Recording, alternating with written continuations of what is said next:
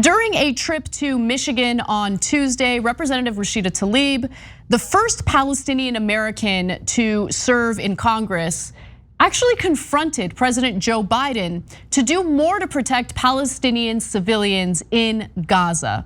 Now, the New York Times reported on this, and there was a wonderful photo to go along with it. Let's take a look. Representative Rashida Tlaib, Democrat of Michigan, confronted President Biden on Tuesday over his support for Israel, urging him to do more to protect Palestinian lives and human rights.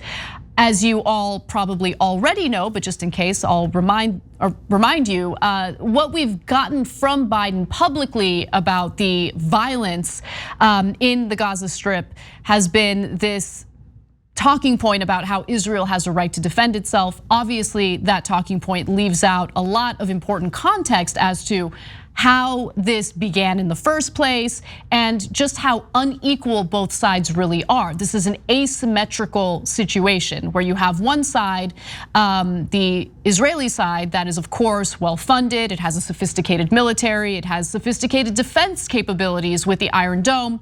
And then when it comes to the Gaza Strip and the Palestinians, they don't have that. They just don't have that, and we need to be real about it. And so Rashida Tlaib, is justified in her disappointment in the Biden administration and his unwillingness to call for an immediate ceasefire publicly.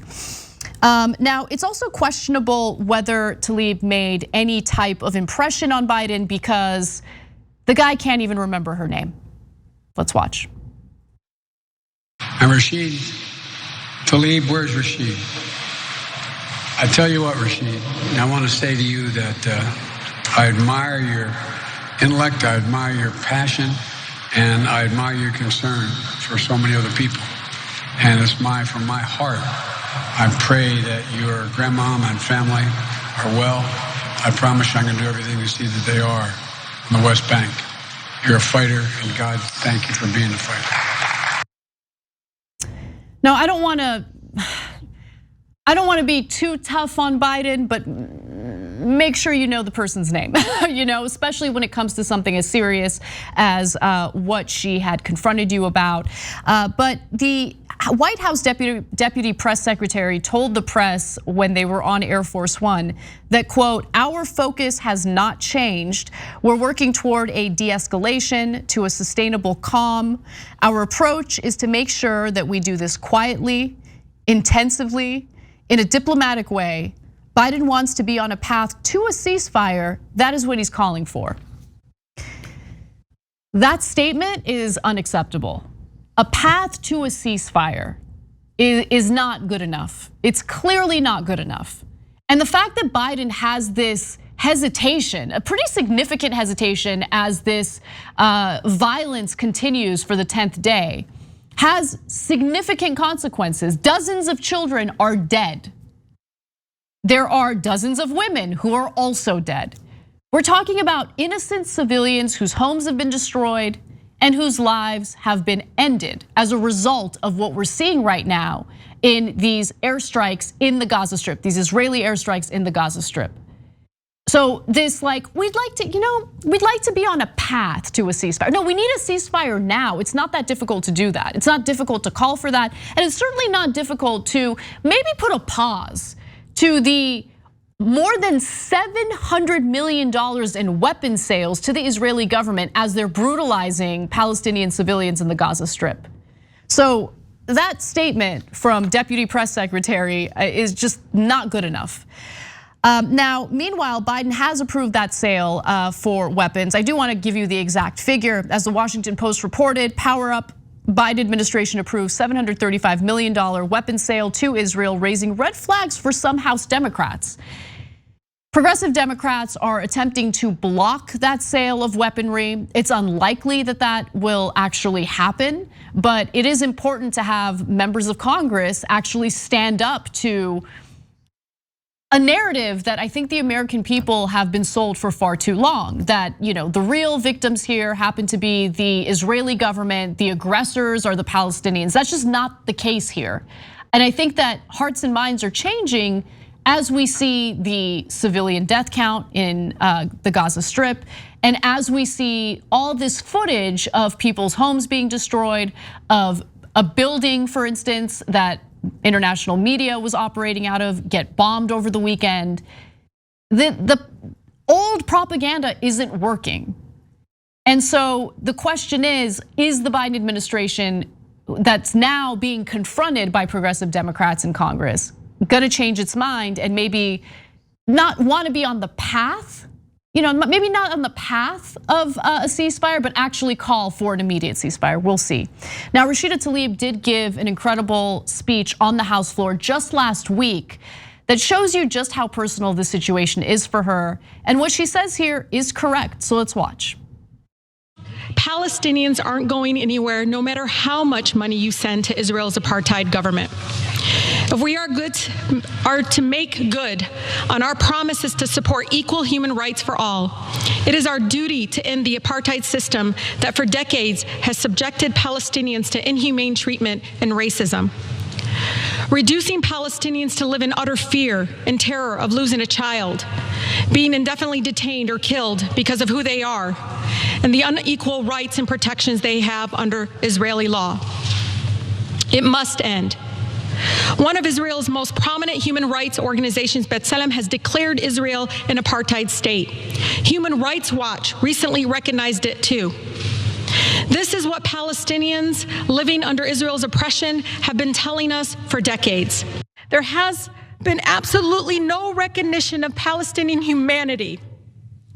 If our own State Department can't even bring itself to acknowledge the killing of Palestinian children is wrong, well, I will say it for the millions of Americans who stand with me against the killing of innocent children, no matter their ethnicity or faith. I weep for all the lives lost under the unbearable status quo, every single one, no matter their faith, their background. And while the death count is, or the toll is much higher among the Palestinian civilians, I have no doubt that there are Israeli civilians in Tel Aviv who are fearful for their lives as well. The issue is that this violence doesn't need to occur in the first place. The aggression started with Netanyahu, who decided to raid the Al-Aqsa Mosque, who decided to attempt to evict Palestinians from the homes that they've lived in for decades in Sheikh Jarrah. So for anyone who has any concern for human life on both sides, a call for an immediate ceasefire is incredibly important and mandatory. And we're just not getting that from Joe Biden. I also want to commend The Daily, which is the podcast for the New York Times, because just this morning they released an episode where they spoke to a 22-year-old Palestinian woman. And I want to share a portion of that podcast with you because these are the types of stories that previously I feel Americans didn't hear from. But these are stories that are important because it gives you a sense of what this terror is really like. Let's watch. When was the last time you experienced that? You heard or felt a bombing? Well, it's just a couple of hours ago. Like the entire house shook. You have everyone in the house running to the center of the house, to the living room, making sure we're all there and we're all dead silent and anticipating something more. Usually when there's one bombing, another comes after it. So like we have to live through this constant fear all day. Can you explain that? Why do you all run to the living room? Why do you all huddle together? Well, in our house, the living room is kind of the safest area to stay in. And if the house is bombed, we're all in one place. People in Gaza have this thing they always say, like, if we die, we want to die together. I don't know if you've read the viral tweet for one of my friends, actually. Her name is Imam Bashir. What she said was that today I put my children to sleep in my bedroom so that if we die, we all die together and no one lives to mourn the death of another one. Like every Palestinian family in Gaza does this. Imagine living under those conditions and then being told by the United States government that Israel has the right to defend itself. As an American, it embarrasses me and I feel a great deal of shame as a result of what Biden and Anthony Blinken, Secretary of State, have said incessantly in response to the violence directed toward Palestinian civilians. These stories are important because this is the kind of terror that we finance. This is the kind of terror that the US government supports. And it supports it in the way that they respond to it rhetorically, and it supports it in the form of weapon sales to the tune recently of $735 million.